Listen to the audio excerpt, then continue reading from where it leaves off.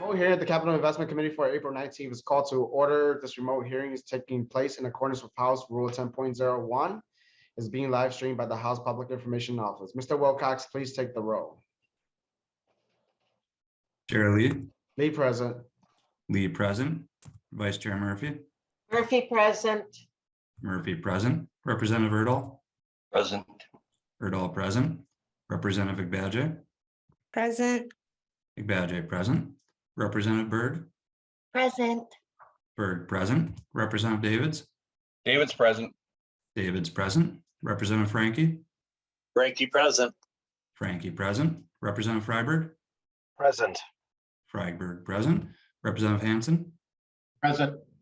Hansen present. Representative Hewitt. Present. Hewitt present. Representative Lilly. Lilly present. Lilly present. Representative Lucero. Present. Lucero present. Representative Moran. Representative Pearson.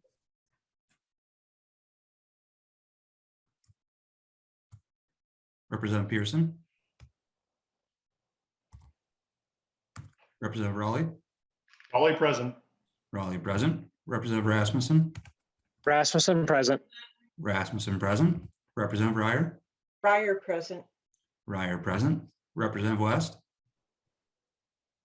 West present. West present. Representative Zhang. Here. Zhang present. Representative Pearson.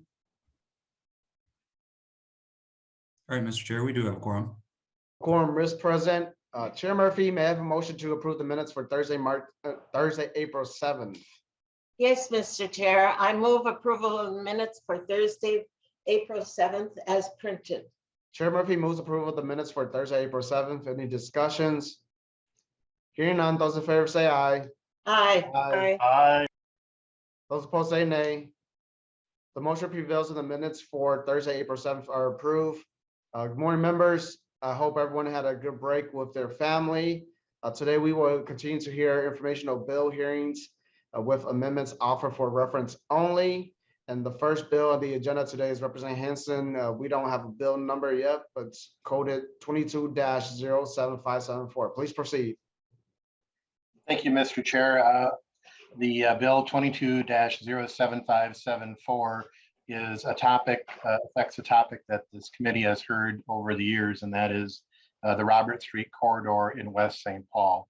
And as some of you know, that is a state highway that the city of West St. Paul incurred significant debt over the last several years in the reconstruction for that. One particular component of that were the street lights, the safety lights that were installed on that, and that on a state highway is clearly a state responsibility. And so what this bill does, it goes part way in restoring and repaying some of the debt for the installation of those street lights on a state highway. I have with me today West St. Paul City Councilor Julie Eastman to give a little bit of detail on the bill and the need. Councilor Eastman, please identify yourself and proceed. Thank you. Good morning. I'm Julie Eastman, council member for the city of West St. Paul. I've been a resident of West St. Paul for 29 years. Trunk Highway 952A, which is also known as Robert Street in West St. Paul, is a 2.5-mile roadway between Annapolis Avenue, which borders St. Paul to the north, and Mendota Road, which borders Inver Grove Heights to the south. The reconstruction of Trunk Highway 952A was completed in 2018 at a cost of approximately $46 million, including construction, engineering, and acquisition of easements and rights of way. Within this project was replacement of 11 traffic signals. 2 of these 11 signals were replaced by state funds. The remainder were paid for by the property taxpayers of West St. Paul. These traffic signals are owned by the state, and the true cost for those traffic signals is $2.6 million. Today, West St. Paul is requesting $520,000 in state funding to partially repay bonds issued for the traffic signals installed on Robert Street. A $520,000 allocation would increase the state's cost for this $46 million project from $8 million to $8,520,000, less than 19% of the total project cost. Minnesota Statute 16A.86 subdivision 4 typically requires the state to pay at least 50% of the cost of improvements to state highways. The impact on our property taxpayers is this. The bonds issued for this project by the city of West St. Paul totaled $22 million. $16 million of those bonds are still owed. The city makes bond payments of approximately $1.8 million per year to retire this debt and will do so for the next 10 to 15 years. $1.8 million in bond payments equals 10% of our city's tax levy and results in our city's property tax rate being approximately 15% higher than our neighboring or similarly situated communities. Thank you for your time this morning. Are there any questions I can answer? Seeing no questions, thank you, council member, and thank you, Chair Hansen, for coming by. Next on the agenda, House File 2565, Chair Ecklund. Thank you, Mr. Chairman and members of the Capital Investment Committee. House File 2565 is a request for just under $1.1 million for a renovation of 5 sites collectively known as historic Cook County. Today I have with me Ms. Mara Erickson to explain the specifics of this bonding request. Thank you, Mr. Chairman. Ms. Erickson, please identify yourself and proceed. Hi, good morning. I'm Maria Erickson, the president of the Cook County Historical Society. I'm with Katie Clark, who's the executive director. Thank you so much for hearing us this morning. The Cook County Historical Society's collections contain 5 historical sites, 3 on the National Register of Historic Places, and nearly 30,000 artifacts, all of which require resources for preservation as well as programming to share the history with the estimated 1 million people who visit our county each year. Our cultural landscape is rich, and we want to save our sites and artifacts in order to show evidence of the people, industries, and interactions that came before, all of which we can relate back to the history of Minnesota. To move forward with our long-range strategic and facilities plans, we have partnered with the Minnesota Historical Society, the Minnesota State Historic Preservation Office, Grand Portage Tribal Historic Office, and other entities in order to determine essential stabilization and structural work for our buildings, as well as collaborative storage needs within the county. Historic structure reports, emergency planning, civil engineering plans, preservation recommendations, archaeological surveys have all been done in preparation for the needed work. Currently, several of our sites have urgent needs that require sufficient funding beyond our budget capacity. Funding from the appropriations bond would enable us to protect structural integrity, ensure preservation, and save the artifacts of the region. It is an exciting time to invest in this Northeast Minnesota Lake Superior regional history before it's gone. We thank you for hearing us. We invite you to visit us at any time, and we look forward to your support.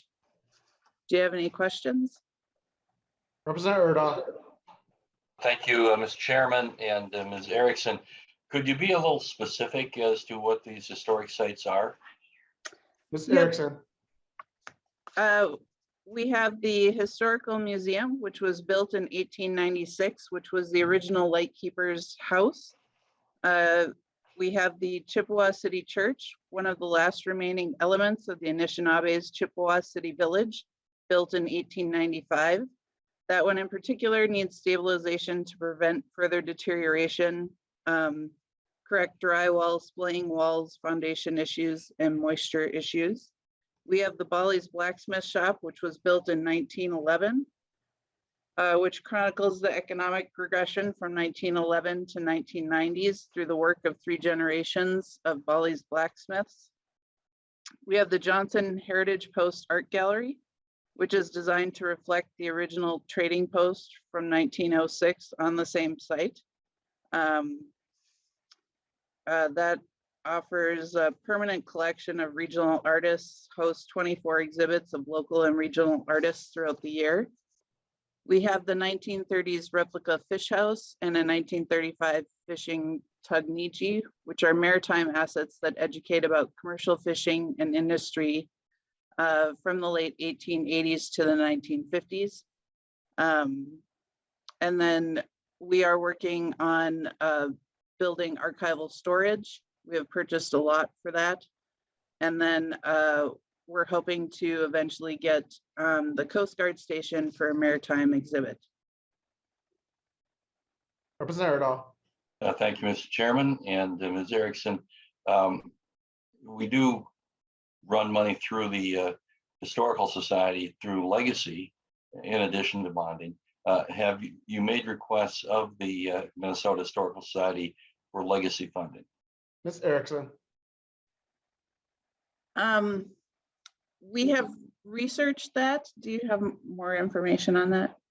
We have over the years for different portions of the building projects and different archaeological surveys or historical structures report, we have reached out and used some granting from the Minnesota Historical Society.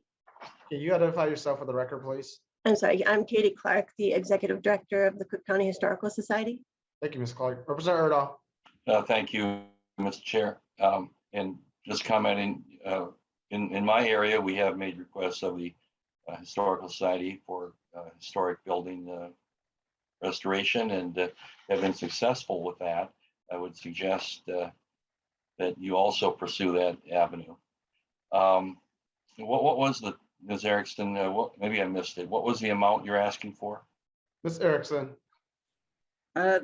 Thank you. We are asking for 1.1 million approximately. Right. Representative Erdahl. Thank you, Mr. Chairman. Thank you, Ms. Erickson. Thank you, Ms. Erickson, and thank you, Representative Ecklund, for coming by to present your bill. Next on the agenda, we have House File 4116, Representative Hassan. I understand that you have an amendment for reference, the DE1 amendment. Do you care to explain it, please? Thank you, Mr. Chair and members. Good morning, everyone. The amendment is just to get the bill in the shape that I prefer. Okay, please proceed. Thank you, Mr. Chair, for the opportunity to present House File 4116, which is the East Phillips Neighborhood Institute Fund, which is about roughly $7 million ask. East Phillips is one of the most diverse neighborhoods in the state. About 71% of its roughly 4,700 residents are people of color, indigenous community. According to Minnesota Compass, nearly 1/3 of this members live below the poverty line. East Phillips is a traditional landing ground for immigrants in Minneapolis. Today, it has a large population of East African, Latinx, African American, and Native American residents. The vision for this project is to convert a massive warehouse into a community-owned site for indoor farming, local small business, a coffee shop, a bike shop, and affordable housing units. With that, Mr. Chair, I have two testifiers, Dean DeValas and Joe Fatale, to explain the project more. Mr. DeValas, please identify yourself and proceed. Good morning. Joe, do you wish to lead the way and then I will follow? Sure thing, Dean. Yeah, go ahead. Thank you so much, distinguished members. And we appreciate the opportunity to describe this bill and the work that we're doing. As Representative Hassan had described, East Phillips is the home of Minneapolis's most diverse community, but also one of its poorest, with the average income being $32,000, with the number dropping to about 10,000 in Little Earth, which is about half a mile away from the site location. What we're trying to do is build a economic hub to spearhead the entrepreneurial spirit of the neighborhood, while also creating the avenue for wealth building for generations. What we would do with this site is make it locally owned by the community through shares. We have plans already in place. What we need now is commitment from the state to help us make this a reality. What we saw through this pandemic is, local food stuff as well as local jobs is really something we're losing out to competition, but more importantly, it's something we need to be investing in, especially our BIPOC communities with the reports that are coming out. East Phillips is a very polluted area. It's been a place of exception, but with this project, we are confident that we can make it an exceptional place.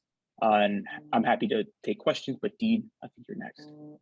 Yes, and Mr. Chair, if possible, Cassie Holmes was able to make it. I would like to transfer some of my time to her so she may introduce herself. She's a resident of Duluth, and this project greatly impacts her. So Cassie, are you available to speak right now? Ms. Holmes, please identify yourself and proceed. My name is Cassandra Holmes.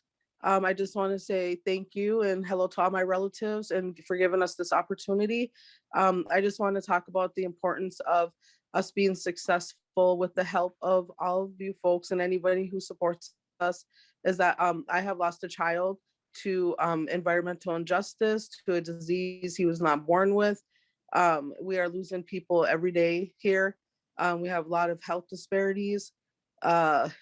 This ideal, this vision is a very good thing, and it will bring opportunity, and it will bring so much to our people here in this community. And I believe it will change the dynamics of our community from being this poor community to ownership, and really learning and giving us the opportunity to start paving the way for our future generations that have a long way of life here.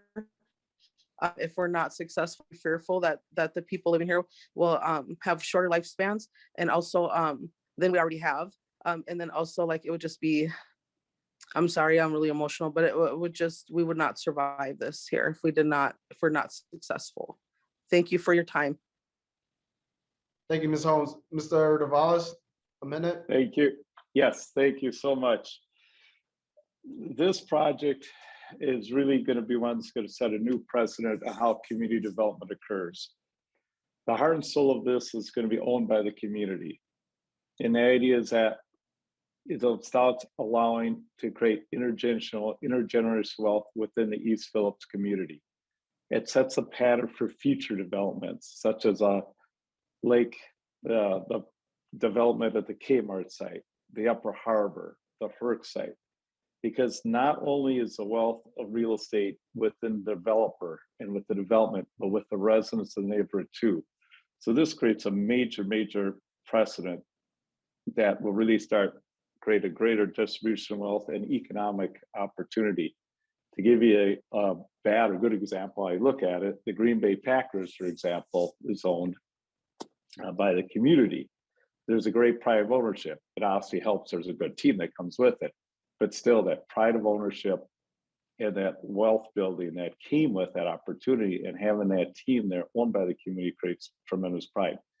We are building the same model, which is going to be managed by a nonprofit board, owned by the residents and the tenants of the building. And we also have the outside investors who've already stepped up and committed to this. So through the hard work of the community, we are well underway with this project and well organized with it. So we appreciate the opportunity being heard. And we look forward to really creating a great demonstration for Minnesota what community economic development looks like. Committee members, thank you, and Chair, thank you so much for giving us time to be heard. Thank you, Mr. Davalos. Mr. Vitale, can you identify yourself for the record, please? Apologies, Joe Vital, him, community organizer located in Powderhorn. Chair Murphy. Mr. Chair, I didn't want to interrupt him, but we have to amend the DE one. So the DE one amendment is for reference only, Chair Murphy.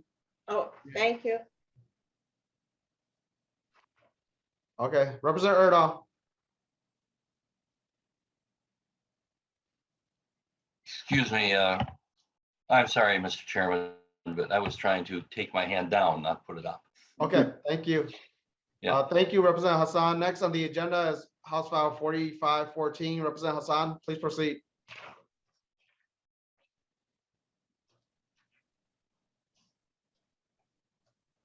Representative Hassan, you're on mute right now. I'm sorry. The only thing after 2.5 years, we've learned how to unmute ourselves. Thank you, Mr. Chair. House File 4514 is a $3 million ask for Isuroon's building improvement and renovation. Isuroon is a Somali word for a woman who takes care of herself. It's a grassroots organization working for the health and connectedness of Somali women and girls so they and their family can thrive in Minnesota and globally. It's no surprise that this entity helps women and girls build their own health and wellness, economic self-sufficiency, community engagement, and leadership. And this entity's building is at the heart of Lake Street. With that, Mr. Chair, I'll let Mary Turner and Ramla Elmi to explain further details what the ask is for. Ms. Turner, please identify yourself and proceed. Thank you, Mr. Chair and committee, for allowing me to speak to House File 4514. My name is Mary Turner, and some of you might know me as president of Minnesota Nurses Association, but what you don't know is that for the past 6 years, I have been the chair of the board of directors of Isuroon. Isuroon was founded in 2010 and is a Somali woman-led, community-driven nonprofit, which is motivated by the belief that all women and their families deserve to be healthy and have a strong voice.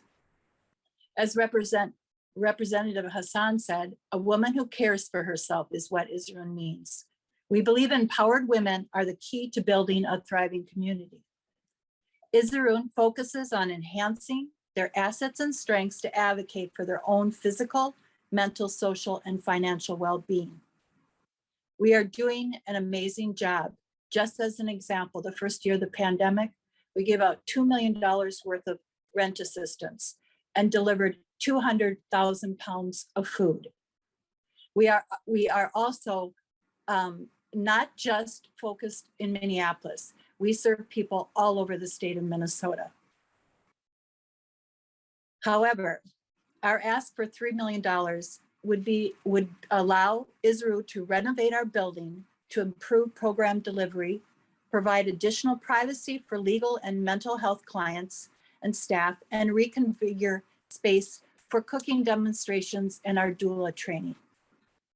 Now I'd like to introduce Program Coordinator Ramla Elmi to provide additional background information. Thank you. Ms. Elmi, please identify yourself and proceed. Good morning, Mr. Chairman and members. I am Ramla Elmi, Program Coordinator for Isuroon. At Isuroon, we assist more than 1,000 women and families every year with healthcare and mental health support, legal assistance, culturally specific food, youth programs, and more. Although we are based in South Minneapolis, we support clients across Minnesota. For example, families using our food shelf last year came from 310 different zip codes. In our rental assistance program, 60% of participants were Somali, 30% were African American, and 10% were from other categories. Despite our state's relatively strong economy, we are still seeing exceptional demand for our services. Our headquarters building in Minneapolis was built in 1932 and is in need of significant updates. Funding this project would be valuable use of taxpayer funds because our organization improves the lives of community residents through our halal food shelf, home ownership training, financial coaching, mental health clinic, legal clinic, youth leadership development program, grassroots advocacy, and other resources. Isuroon is in our 12th year serving Minnesotans, and we look forward to helping many more people with your support. Thank you for your time and consideration. Thank you, Ms. Elmi, and thank you, Representative Hassan, for bringing your bill forward. Next on the agenda, House File 4589, Representative Lislegard. Well, thank you, Mr. Chair and committee members. I do have a testifier that's going to go, but first I would just like to say that, a few years ago, we passed the first Minnesota TV and film tax credit, and it is an incredible opportunity to diversify our economy up north. And this project is going to help build the foundation for more projects to come to northern Minnesota and across the state. So with me, I have Stephanie Skraba, the city administrator of Chisholm. Ms. Skraba, please identify yourself and proceed. Hi, I'm Stephanie Skraba, city administrator for the city of Chisholm, and I appreciate your time today. Representing the city of Chisholm, I'm pleased to be here today to support this investment in our city and the Iron Range of Minnesota. It was not that long ago that the Lost 40 Studios team started working out of our space attached to City Hall. They arrived as an interesting group. Carl Gajdusek was a television showrunner of Stranger Things and is behind films such as Oblivion with Tom Cruise and The Kingsman, which is still in theaters right now. Matt Roy and Nick Swedlin have been developing crew and making films in northern Minnesota for years. The entire company is now comprised of 5 filmmakers, all of whom are Minnesota residents, who brought us the idea of creating an ongoing and sustainable film industry presence on the Iron Range for years to come. Since that time, we've seen a flow of production come to our city and our area. Productions hiring our residents as crew, creating a new kind of job flow in Chisholm, and bringing with it spends that have enriched our local businesses and expanded our city's identity. While all economic expansion can create growth, we've seen how having film production come to our city and region has wide and varied economic coattails. Film crews need medics, police, pharmacies, carpenters, painters, drivers, and the hospitality sector, to name a few.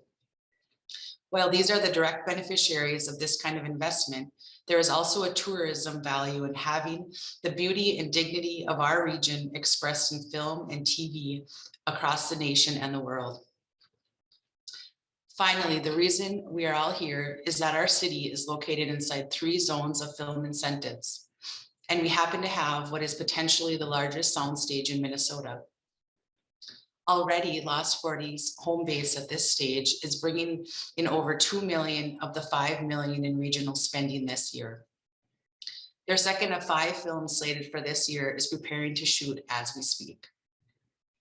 However, the Chisholm stage is far from state of the art, and until it can be improved, the level and continuity of investment in film, TV, and advertising it can bring will be capped.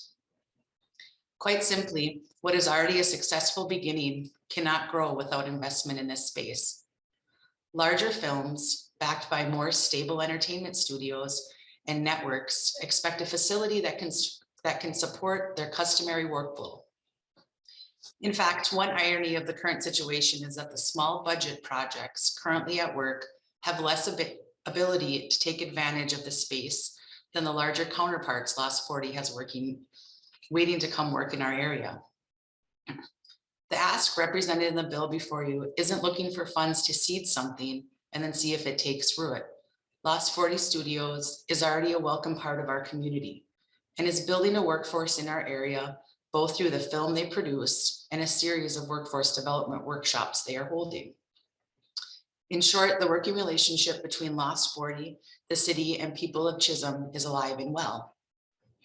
We believe that updating the Lost 40 studio space in Chisholm will continue an exciting new chapter in our city and region's history as we urge you to support this growth.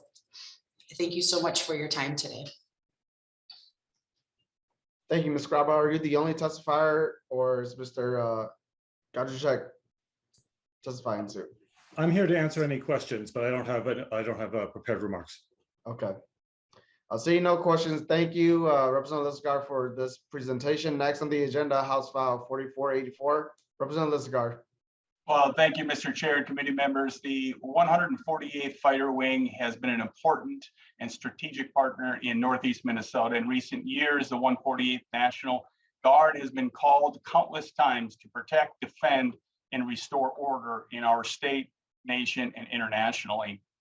With me today, I have Miss Jennifer Gaddy, former 148th National Guard member, chair of the Military Affairs Committee for the Duluth Area Chamber of Commerce.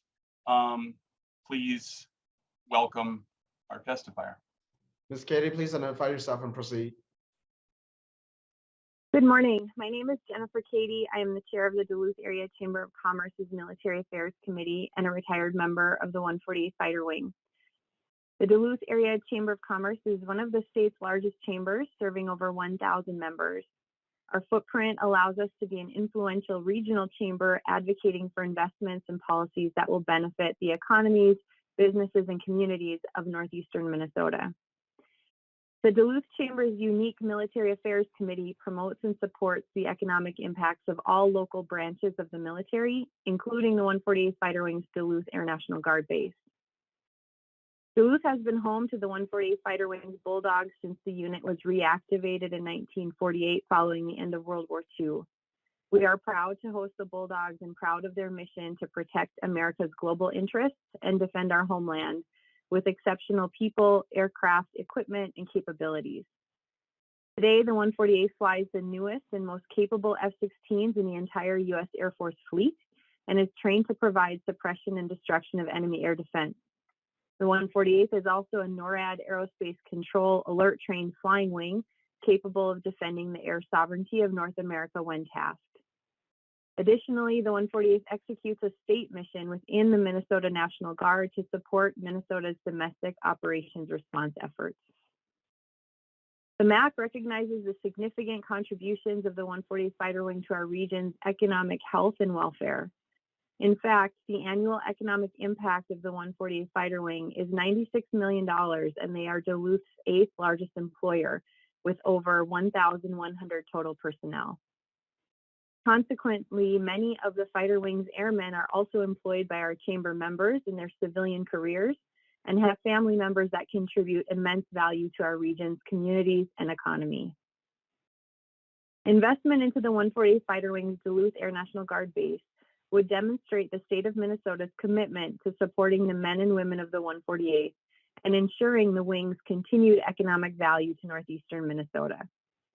We recognize the state of Minnesota has never asked more of our citizen airmen and our citizen soldiers in the Minnesota National Guard than it has these last few years. We have seen military members from Duluth deployed not only overseas on combat deployments, but mobilized away from their employers and families here in our state to respond to civil unrest, provide security around criminal trials, provide security for the presidential inauguration, administer COVID-19 testing sites, and even be mobilized to support our long-term care facilities during the pandemic. We recognize that is certainly not what many join the military to do, but we are grateful for their service to our communities and our state. The airmen of the 148th Fighter Wing execute both their federal and state missions from Duluth. We are proud to host them and proud to support continued investment in safe and modern infrastructure that positions them well for future missions and ensures a long-term presence in our community. So in conclusion, on behalf of the Duluth Area Chamber of Commerce, our 1,000 members and Military Affairs Committee, I'm here today to support the passage of House File 4484, which requests funding for the removal of decades-old single-bay aircraft shelters and the construction of new universal aircraft shelters for use at the Duluth Air National Guard base. I will also note that the Duluth City Council has passed a unanimous resolution of support for this investment as well. Our community is committed to advocating for the 148th Fighter Wing in order to retain the base as the local employer and economic driver of our community that it is today, as well as to do our part to ensure the 148th has the infrastructure it needs to continue executing both its federal and state missions from Duluth for decades to come. I'm available for any questions.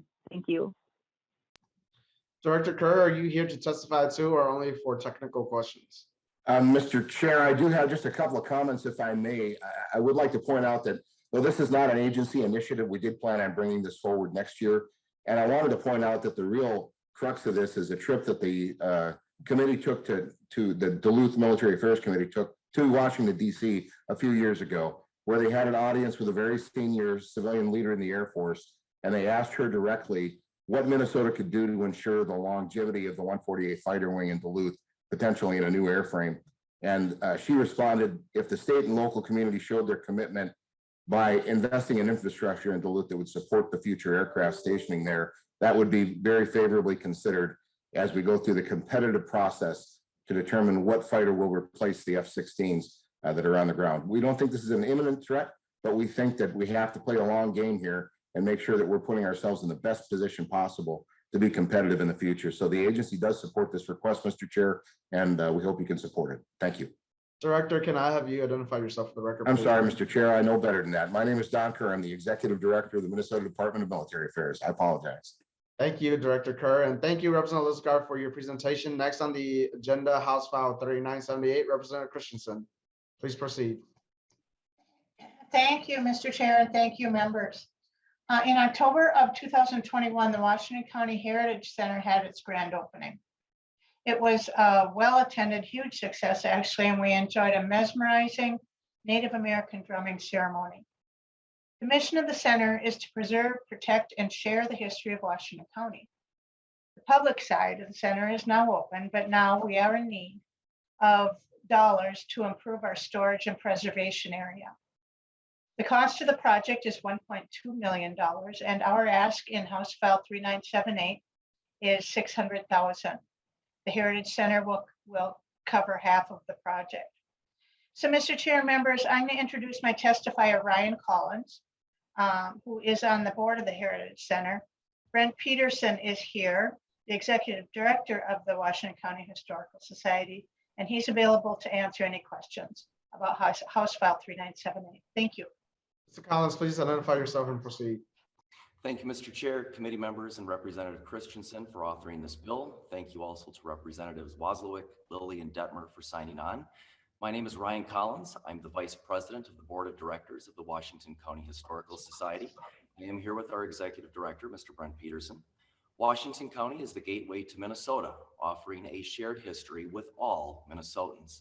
The land that is now Washington County has a story to tell, from the Dakota Oyate, the Anishinaabe, those from Europe, Africa, Central America, and Asia. One day, our own story, as well as the story of future generations, will also be a part of this legacy. History doesn't just come from textbooks. Artifacts provide meaningful interaction with the past. In October 2021, the Washington County Heritage Center opened with a 12,000 square foot space with exhibit galleries, a research center, and an education space that is bigger than my middle school classroom. Our galleries include exquisite Native American beadwork from the Ojibwe, black baseball in Minnesota, highlighting Bud Fowler, who played in Stillwater in 1884 and is about to enter the Baseball Hall of Fame. Early photography, fashion, pioneer life, as well as the lumber industry of the late 19th and early 20th century. We are now moving beyond our first phase, and we ask for your help. Preservation of artifacts is a vital part of this process, and we are seeking the space and equipment to properly do that. When an item is donated to our organization, it is expected that we will preserve it in perpetuity. Our current storage space, located on the property of the Warden's House Museum, the surviving remnant of the territorial prison, is full. We simply have no available space. While phase 2 may not be as flashy as the first, it is the most important for our mission of preserving, promoting, and disseminating the history of Washington County. We worked with the Minnesota Historical Society to ensure that our plans meet proper preservation standards. Our storage area will be 4,000 square feet and will cost approximately $1.2 million to complete. Our roof insulation must increase from 3 inches to 10 inches, which is the industry standard for appropriate insulation. Also included are movable shelving, proper storage containers, and 8 new HVAC units on the roof to provide adequate temperature and humidity control. As an educator, I understand the importance of ensuring that history includes all voices, especially those that have been underrepresented in the past. We have a shared legacy as Minnesotans, a legacy that begins with the Dakota and Ojibwe, the original inhabitants, to you and I, and those who will come after us. On behalf of the Washington County Historical Society, we ask for your support of House File 3978 so we may continue to provide this for generations to come. Thank you.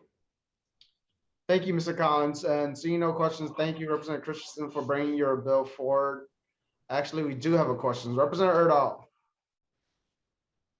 Thank you, Mr. Chairman. And the same question that I had earlier, wondering if they have contacted the Minnesota State Historical Society or the Legacy Fund to try to access some money. Mr. Collins. Yes, we have indeed. We've been turned down twice, being told that new construction is not covered under that, but we will be applying again for a grant this upcoming year. Representative Erdahl. All right, thank you. Thank you, Representative Christensen, and thank you, Representative Erdahl, for the question. Next on the agenda, House File 4547, Representative Vang. Thank you, Mr. Chair and committee members. House File 4547 asks for $4.2 million of general bonds for a grant to Three Rivers Park District to design, engineer, construct, furnish, and equip the Mississippi Gateway Regional Park development. And Mr. Chair, I will yield the rest of my time to my testifiers. I have Ms. D. Jornet. Please identify yourself and proceed. or Mr. Carlson? Mr. Chair, thank you. My name is Bo Carlson. I'm the superintendent of Three Rivers Park District. I apologize. Commissioner DeJarnette was going to join us this morning, but thank you for the time and thank you for the opportunity to present our information on Mississippi Gateway. Mississippi Gateway Park is a partnership between Three Rivers Park District and the city of Brooklyn Park. The project is redeveloping parkland owned by Three Rivers and partnering with Brooklyn Park in a new park that will invite everyone to explore nature and connect with the Mississippi River. The project grew out of a comprehensive master plan process that involved over 1,200 community members and asked them to shape the park features that would invite them to discover, explore, and learn about nature on the river itself. Just for some context, the location of Mississippi Gateway Park is on the Mississippi River in the city of Brooklyn Park, right at the Coon Rapids Dam. So a site that's familiar probably to the members of the committee and the investment that the state has made in developing the dam as a carp barrier on the Mississippi River. This project is the first significant capital investment in this park in more than 40 years, and it fits perfectly with Three Rivers Park District's vision that every person can connect with nature every day. Mississippi Gateway will welcome everyone, no matter their comfort level with nature, and will encourage people to explore the outdoors at their pace with free or low-cost activities. We anticipate the new Mississippi River Gateway Regional Park will be a jewel of both the Three Rivers system and the system of Brooklyn Park as well. It'll be a favorite place for residents of the Twin Cities metro area, as well as visitors from greater Minnesota to connect with the mighty Mississippi and enjoy the outdoors. It's one of the few places in the metro area where people can actually wade into the waters of the Mississippi and enjoy the site. I want to talk a little bit about the detail of House File 4547. So if you recall, 2 years ago, the legislature provided $5.5 million in the omnibus bonding bill for this project. We're grateful for that support, and the appropriation closed a critical funding gap that allowed us to move forward with this over $35 million park redevelopment. We're here today to ask for your support to fill another critical funding gap in the project. And this one was really caused by the inflationary increases to construction materials that have taken place over the past 2 years and are continuing today. When we budgeted for this project back in 2018, we couldn't predict how much the world would change in such a short period of time, beginning in 2020. We budgeted for modest inflationary increases. However, the current inflationary increases we're seeing have far surpassed anything we foresaw prior to the start of COVID-19. We're seeing rates right now that are looking close to 15% as far as materials and labor costs. Unfortunately, this has left us with a funding gap of $4.2 million for the project. We're seeking this additional bonding appropriation to fill this gap and make sure the project continues on schedule. Key features that will be built in the next coming years will include the Mississippi Gateway Center with classroom space and a visitor center to enjoy and invite everybody to the park itself, a treetop trail, and a South Pond Learning Lab. We're excited about how all these improvements will help people discover nature in the river and will allow us to expand our programming for school groups and for the public itself. To echo earlier comments, this project will help everyone who visits the park connect with the Mississippi River and nature. We thank you for your continued support of this project and support of the Mississippi Gateway Regional Park and your consideration of our request. With that, I'd be happy to answer any questions you may have. Thank you, Mr. Carlson, and thank you, Representative Vang. Seeing no question, appreciate you coming by. Next on the agenda, House File 4685, Representative Feist, please proceed. Thank you, Mr. Chair. CornerHouse is a nationally accredited children's advocacy center with a 30+ year history of creating and training on evidence-based practices. It is a successful example of partnering with child protection, county agencies, and law enforcement to provide a collaborative response for children who disclose abuse. Notably, CornerHouse is a globally recognized expert training organization with over 3 decades of experience pioneering a continuum of best practices in interviewing children and vulnerable adults. The funding request of $1.2 million would cover construction on CornerHouse's new location in St. Anthony, where it will have the additional infrastructure support to dramatically expand its children and family services, expand its geographic reach, and provide a platform for prevention and mental health services in both rural and urban Minnesota. I will now turn things over to Mitzi Hobart, Executive Director of CornerHouse. Thank you. Ms. Hobart, please identify yourself and proceed. Thank you, Representative Feist. Good morning, everyone, and thank you, Chair Lee and committee members. As Representative Feist said, I'm Mitzi Hobart, Executive Director of CornerHouse. We couldn't be more excited about an opportunity to be expanding in St. Anthony. We're thrilled to be expanding our geographic reach and regional significance. CornerHouse isn't merely asking for a capital cash investment in this project, but instead we see this pivotal project investing in a solution for families cycling in and out of child protection, and a solution for children who have been impacted by trauma to recover and thrive simply by expanding our space. A major driver of this expansion is the need to serve more children. Every year, about 36,000 of Minnesota's children are connected to a strained and maltreatment report, and every year, 67% of reports considered at moderate to high risk for safety were also thought to not need ongoing child protection services to promote safety, permanency, and well-being. And unfortunately, we know that so many of these children will have a subsequent report of abuse within the next 12 months. We know that children's advocacy centers like CornerHouse are the solution. By integrating best practices tested over 3 decades that include trauma-informed and language-accessible services, families supported by CornerHouse are much less likely to have a recurring incident of maltreatment. Children's trauma symptoms are identified, services are escalated as needed, and ongoing specialized mental health therapies result in improved well-being. Parents have the knowledge and skills they need to provide a safe and supportive home, all of which improve school readiness, school performance. And since 40% of the children we support are adolescents already engaged in or about to enter the workforce, our support fosters successful transition to employment. Investment in this capital project will have immediate impact. By doubling our forensic interview rooms, we can respond to 300 more children a year in just this service area. The build out of training rooms means we can train many more law enforcement officers and child protection workers to improve investigations. And these rooms serve as a dual purpose and double as group therapy and community events in the evening, supporting thousands more families every year. This location improves our ability to host evening therapy appointments for children in school during the day, and the space allows us to expand our geographic range. We're not shooting to serve a single community here, but instead are working to build an integrated system. As I mentioned at the beginning, this project is ready, and we couldn't be more excited and honored to expand such important work. Thank you so much for your time and consideration, and I'm available for any questions. Thank you, Ms. Hobart. Seeing no question, thank you, Representative Feist, for bringing this bill forward. Next on the agenda, House File 4755, Representative Novotny.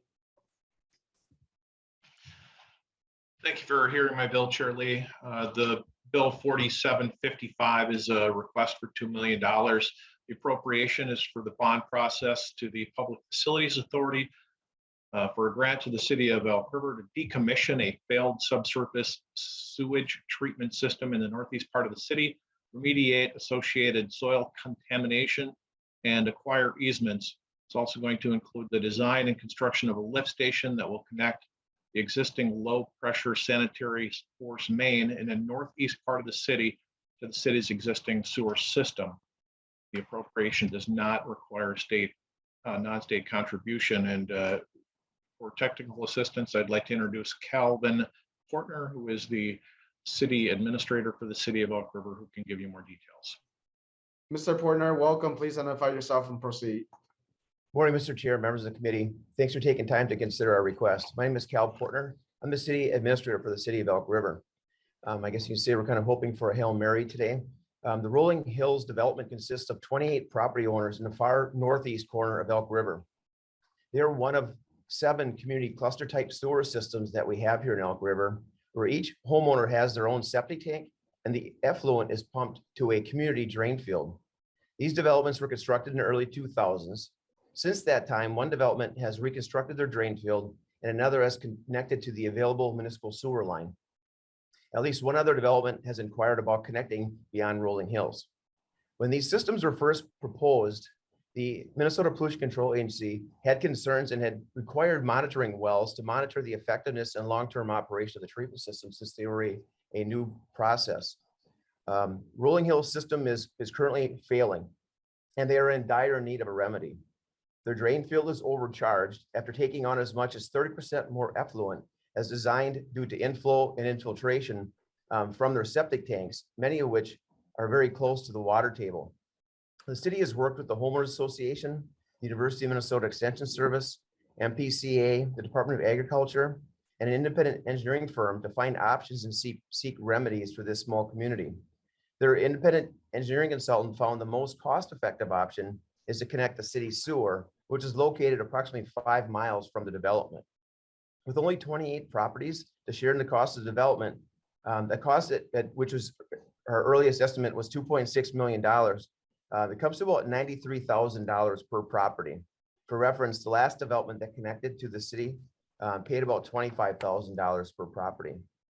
The Elk River City Council has approved the city managing the improvement and providing a longer-term low and no interest assessment to ease the financial burden on our residents, most of whom will also need to replace the septic tanks as well as to pay for that service connection. During our due diligence period, the development sought relief through the MPCA, looking for grants to assist with them. And in your packet, you should have an email from Mr. Bill Dunn from the MPCA Clean Water Revolving Fund Coordinator, who stated that this scored very, very high in their scoring process. Unfortunately, the only thing they had available were loan funds, and those would be financed at a higher rate and more administrative costs than what the city would do on behalf of their residents. So as you can see, these 28 property owners are pretty much at your mercy. They face either paying for a connection, which is a large share of the value of their homes, and even some have considered abandoning their homes. Making the connection to municipal services will provide a long-term solution for this community. They'll resolve the immediate impact to the adjacent wetlands and water aquifer, and provide equity with other community cluster systems who connect or replace their systems and ensure the long-term viability of these properties. Thanks again for your sincere consideration, and I'll be happy to answer any questions you may have. Representative Erdahl. Thank you, Mr. Chairman. And I heard reference to PFA earlier. I am wondering of the testifier, do they have a ranking on the PFA system? Mr. Portner. Mr. Chair, members of the committee, the email from Mr. Dunn stated that the project is listed in the 2023 PPL at 85 points, which is well within the historic public facilities loan fundable range. I hope that answers your question. Representative Erdahl. Well, thank you, Mr. Chairman. Yes, it's important for us to know if it's in the fundable range. So thank you. Thank you, Representative Erdahl. Seeing no other question, thank you, Representative Novotny, for coming by. Next on the agenda, House File 4712, Representative Kotyza-Witthuhn.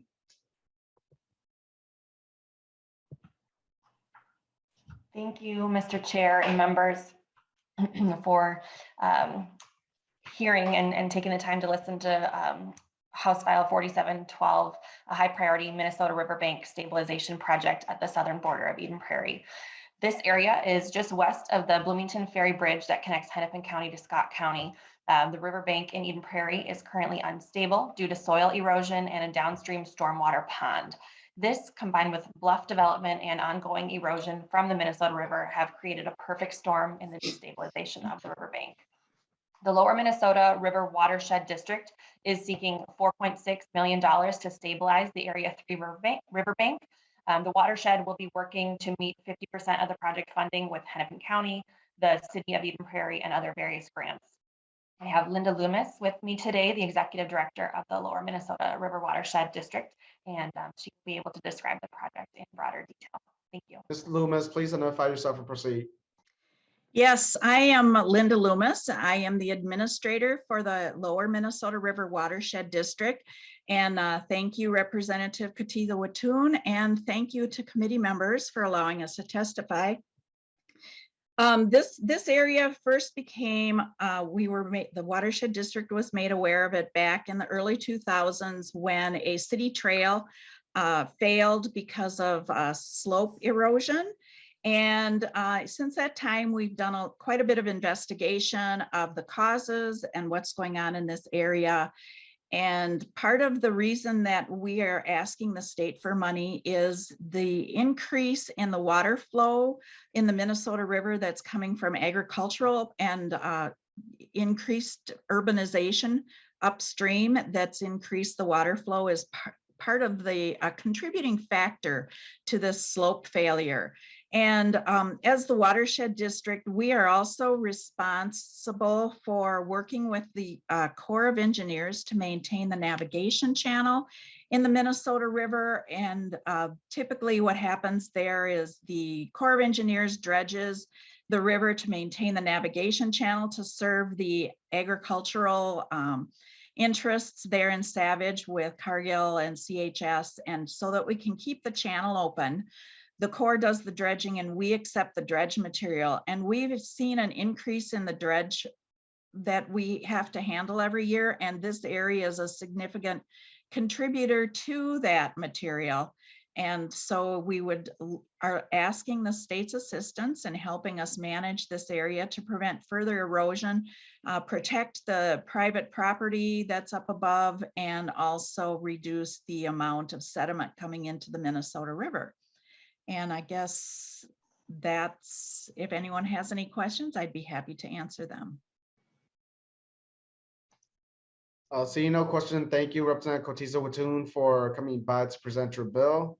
Next on the agenda, Chair Murphy, House File 4775.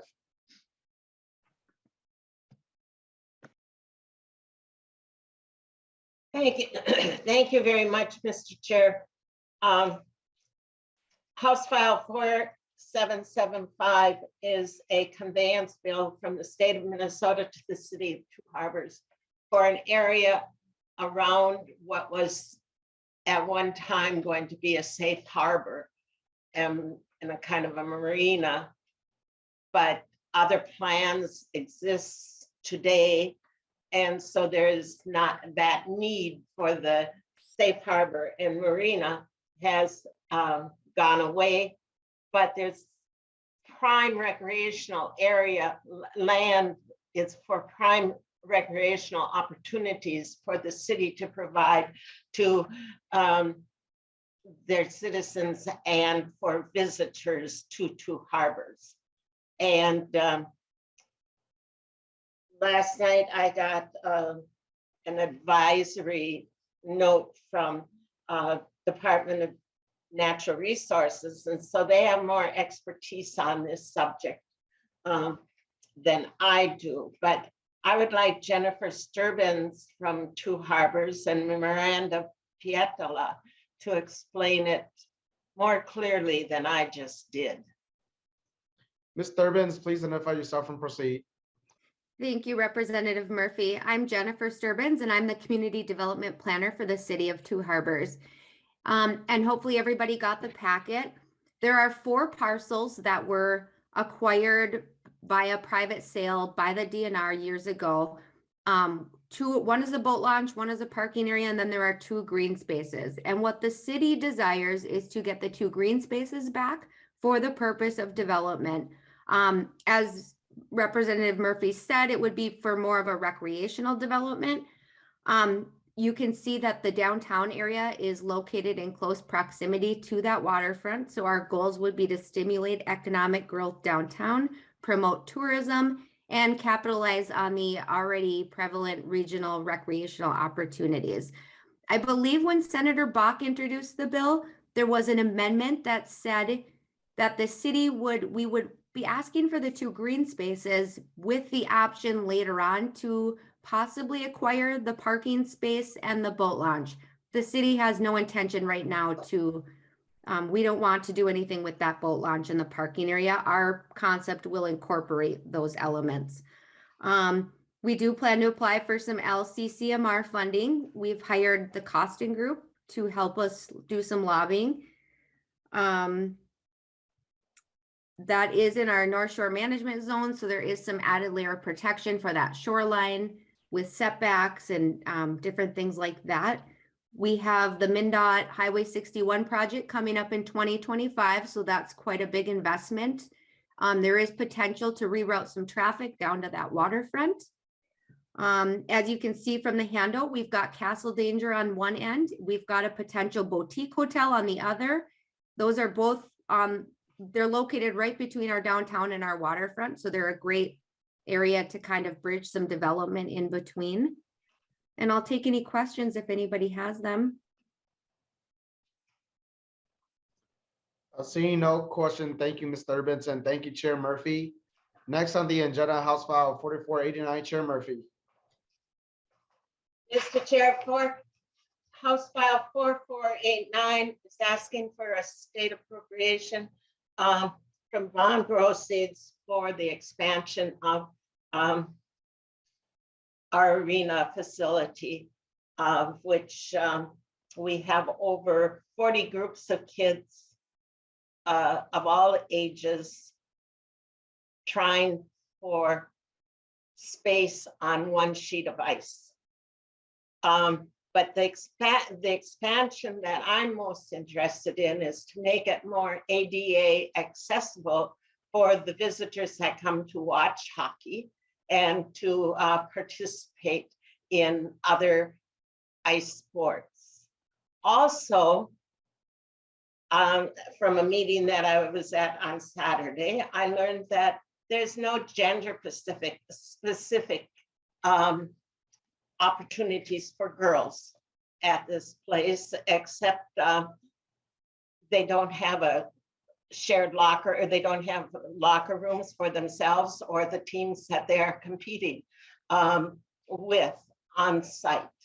At this time, they have to, the girls have to go up 2 flights of stairs to the attic to get to their so-called locker room. And this just is not acceptable in today's world. And there are people here to explain the issue in more depth than I just did. And that Scott Wozniak is here, and maybe David Huddle. Mr. Huddle, please identify yourself and proceed. Hermantown Arena Manager. I'm Scott Wozniak, community member here in Hermantown. Thank you, Representative Murphy and Mr. Chair, committee members. Dave and I are here today. As Representative Murphy had said, that we did a needs analysis back in 2018, and we had outgrown our facility at that point.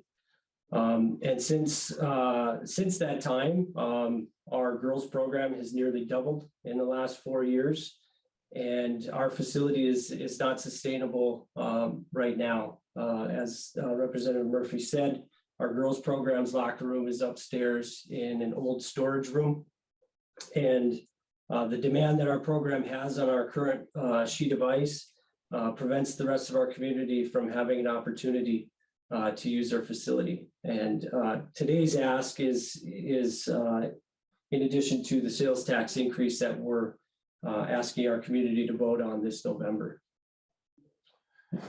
Good morning, everybody. I'm Dave Huddle, Arena Manager. Just to kind of touch on what Scott said, that's exactly what the money would be used for. This addition would also create a second sheet of ice, which is greatly needed in our community. We'd update our locker rooms, we'd update our ice plant. Our locker rooms would be equitable for both the boys and the girls, accessible to the rink on the main floor. Wouldn't have to go up and down the stairs, create a lot of safety issues. We also would make the entire building ADA compliant, so we could have other people in the building with wheelchairs, et cetera, which we really lack right now. The additional money, we hope to generate $10.84 million from a 0.5% sales tax. We'll go to the voters this fall. The additional $4 million is because the numbers we are using were generated in 2019. Our city council passed in January 2020 the resolution to put this to a vote of the voters, but since then, with inflationary costs, we feel $4 million is needed to get us to, it's a very modest facility. We're not talking about a rink here is going to seat 2,000-3,000 people. We're talking about a sheet of ice and upgrading our current facility so it's more user friendly. But the $4 million with the inflationary costs right now is greatly needed. So thank you for your time, and both Scott and I are available to ask any questions if you have. Mr. Huddle, will you please talk a little bit about the groups that we now have playing and where the kids go late at night for practices? So we have right now, this past season, our community is growing and our hockey program is really flourishing. This past season, our girls high school team finished second in the state of Minnesota, and our boys high school team was the state champions. which is fantastic. And what happens then is our participation even grows more, right? So this fall, we anticipate 400 kids playing, about a quarter of which will be girls, and we just don't have the facilities for them. We open the building, that's my job. We open the building every day before 5 a.m.